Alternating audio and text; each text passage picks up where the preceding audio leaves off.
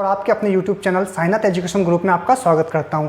इस वीडियो के अंदर मैं आपको पढ़ाऊंगा प्रतिशतता, लेकिन उससे पहले भी मैं वीडियो को बना चुका हूं और उससे पहले मैं पढ़ा चुका हूं। तो अगर आपने वो मेरी वीडियोस नहीं देखी है तो आप मेरे चैनल में जाइए और वहां से प्लेलिस्ट से वीडियो को देखिए। और अगर आप मेरे चैनल पर नए हैं तो प्लीज़ आप सब्सक्राइब करिए और बेल आइकन पर बटन दबाइए, ताकि अगर जो भी मैं वीडियोज़ अपलोड करूँ तो वो आपको टाइम टू टाइम मिलती रहे। ठीक है, तो अपन इस क्वेश्चन पर चलते हैं। चीनी का दाम 16.2/3% बढ़ जाता है तथा परिवार की खपत 20% कम हो जाती है। खर्च में कुल परिवर्तन ज्ञात करो। देखो यहाँ पे अपन लिखते हैं दाम, यहाँ लिखते हैं अपन खपत, और यहाँ पे अपन लिखते हैं खर्च।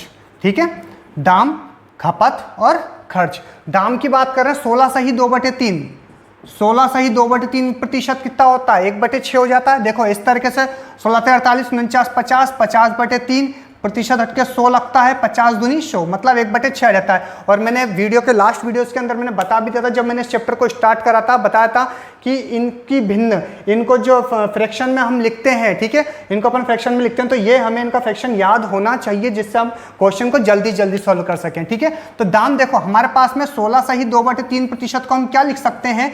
1/6 लिख सकते हैं। 20% को हम कितना लिख सकते हैं? 1/5 लिख सकते हैं। तो ये कहने का मतलब है कि पहले उसका क्या कहते हैं, उसका दाम कितना था? 6 था। अब उसका 6 का 16/2/3% बढ़ेगा, तो 6 का 16/2/3% मतलब कितना होता है? 1 रुपया और बढ़ा। 6 रुपये पहले दाम था उसका, 1 रुपया और दाम बढ़ गया, तो अब उसका दाम कितना हो जाएगा? 7 रुपये। तो देखो पहले जो उसका दाम था 6 रुपये था, अब बढ़कर कितना हो गया? 6 और 1 7। उसने बोल रहा 16/2/3% बढ़ जाता है, तो पहले उसका 6 रुपये था। ठीक है, कोई भी दाम चीनी है, चीनी का दाम कितना? 6 रुपये था। 6 का 16/2/3% कितना होता है? 1 ही होता है, मतलब 1 रुपये की वृद्धि हुई। तो पहले 6 रुपये था, बढ़कर 1 रुपये वृद्धि हुई, तो कितना हो गया? 7 रुपये। ऐसे अगर अपन खपत की बात करते हैं तो खपत 20% कम हो जाता है। तो मतलब पहले अगर 5 रुपये था, पहले अगर 5 था, तो वो 5 का 20% कितना होता है? 1। तो अगर 1 की कमी हो जाती है, पहले वो 5 यूज कर रहा था, अगर उसकी 1 की कमी हो जाती है तो कितना रह जाएगा? 4 रह जाएगा, क्योंकि कमी बोला है उसने। ठीक है, 5 का 20% 1, मतलब वो 1 की कमी कर रहा है, तो 5 में 1 की कमी कर रहा है, कितना रहेगा? 4। अब देखते हैं यहाँ पे 6 पंजे 30, 7 चौक 28, तो मतलब वो खर्च पहले 30 का था, अब खर्च कितने का रह गया? 28 का। तो प्रतिशत परिवर्तन हम देखेंगे, दोनों का डिफरेंस कितने का आ रहा है? 2 का आ रहा है। 2 का डिफरेंस आ रहा है 2 अपॉन कितने में आ रहा है? 30 में। पहले कितना था? 30 × 100 था। ठीक है, 0 से 0 कैंसिल हो जाएगा अपने पास में। 20/3 20/3 आ गया। ठीक है, 20/3 कितना आ जाएगा ये अपने पास? 3 6 18 6 सही 2/3, ये प्रतिशत इसका आंसर आ जाएगा। ठीक है, नेक्स्ट हम क्वेश्चन देखते हैं। सिनेमा हॉल की टिकट बिक्री 57 सही 1/7% बढ़ जाती है तथा मूल्य 16 सही 2/3% बढ़ जाता है। कुल आमदनी में प्रतिशत परिवर्तन ज्ञात करो। ठीक है, तो यहां हम लिखते हैं बिक्री, टिकट बिक्री। ठीक है, और यहां पे लिखते हैं अपन मूल्य, और यहां पे क्या लिखते हैं? आमदनी। ठीक, तो टिकट बिक्री 57 सही 1/7%, मतलब इसका होता है भिन्न देखेंगे 4/7 हो जाएगा, 4/7% हो जाएगा।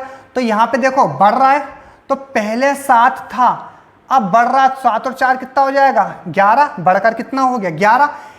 ऐसे अगर मूल्य की बात करें 16 सही 2/3, 16 सही 2/3 वहां भी था, मतलब 16 सही 2/3% कितना होता है अपने पास में? 1/6 होता है। तो ये भी बढ़ रहा है, पहले हमारे पास में कितना था? 6 था, बढ़कर कितना हो गया? 7 हो गया। तो यहाँ देखेंगे 7 6 42, 11 7 77। ठीक है, इन दोनों के बीच का डिफरेंस 7 में से 2 घटाया 5, 7 में से 4 घटाया 3, 35 का डिफरेंस आ रहा अपने पास में। उसके बाद देखो प्रतिशत परिवर्तन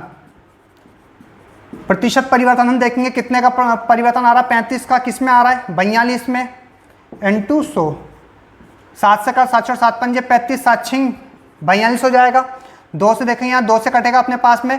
वैसे 1/6 उसके हिसाब से भी देख सकते हैं। देखो 1/6 जो होता है, 1/6% कितना होता है? वो 16 सही 2/3 ही तो होता है। 1/6 कितना होता है? 16 सही 2/3 होता है। यहाँ पे देखो हम यहाँ लिख सकते हैं 5 × 1/6 × 100, इसका मतलब कितना होता है? 16 सही 2/3। तो 5 × 16 सही 2/3, 16 पंजे 80, और ये 5 दूनी 10/3। अब भी भाग जा सकता है, इसका भाग जा सकता है। देखो 80 + भाग कितनी बार गया, 3, इसको लिख सकते हैं 3 सही 1/3, 3 तिया 9, 3 सही 1/3, तो ये 3 प्लस इसके उठ के इधर आ जाएगा तो कितना आ जाएगा 83 सही 1/3% इसका आंसर हो जाएगा। ठीक है, चलते हैं जिसमें अपन तुलना, जिसे अपन बात करते हैं मेंटेन की। जैसे अगर आप लोगों ने पेपर में देखा होगा, बहुत सारे एग्जाम के अंदर इस टाइप के क्वेश्चन पूछे जाते हैं कि ए बी से इतना प्रतिशत जाता है तो बी ए से कितना प्रतिशत कम होगा, ए की आय बी से इतना प्रतिशत कम है तो बी की ए से आय कितने प्रतिशत अधिक होगी। इस तरह से कुछ क्वेश्चन पूछे जाते हैं, तो वो होते हैं मेंटेन वाले क्वेश्चन। ठीक है, जिसे अपन हिंदी में बोलते हैं तुलना। तो आपने पहला क्वेश्चन दिख रहा है, यदि एक्स जो है वाई से 25% ज्यादा धन कमाता है तो y x से कितना प्रतिशत धन कमाएगा। तो देखो इसको दो तरीके से बताऊंगा, एक फॉर्मूले से, एक अपन जो फ्रैक्शन से करते हैं उससे। ठीक है, जैसे अगर अपन बात करते हैं 25% मतलब कितना होता है 1/4 होता है। अगर अपन बात करें यहाँ x की और यहाँ y की, x y से 25% ज़्यादा धन कमाता है।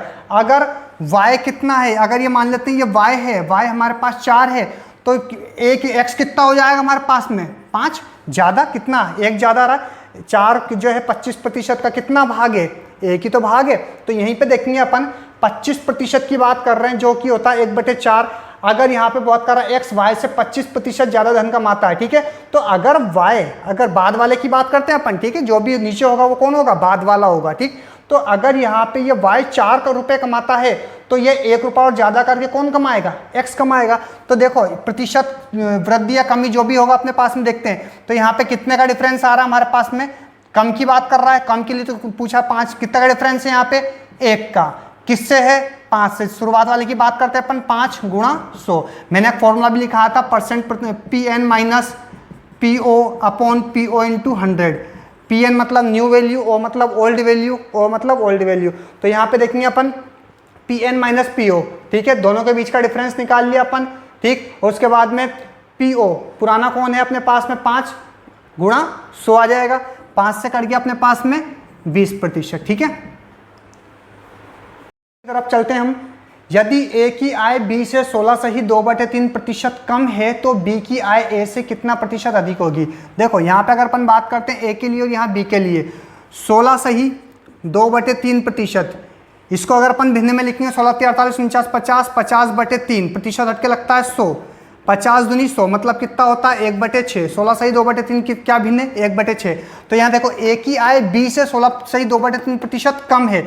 अगर ये बी हमारे पास 6 है, कम की बात कर रहे हैं, कम के लिए, तो ए की आय कितनी हो जाएगी 5।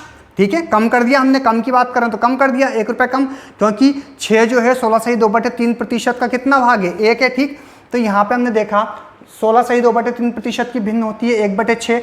अगर 6 बी है तो कम की बात कर रहे हैं तो ए कितना हो जाएगा, 6 में से 1 घटा दिया 5 हो जाएगा।